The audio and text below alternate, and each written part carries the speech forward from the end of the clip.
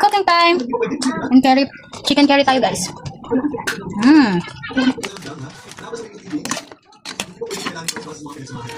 Unang gata, lagay na natin.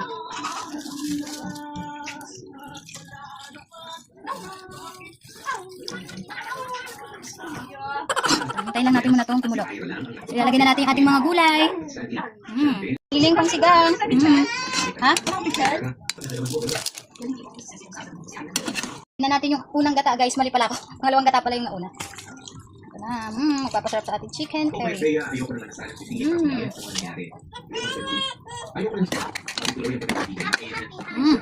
Looks yummy na guys. Mukhang masarap na siya. Ito yung ating mga gulay guys.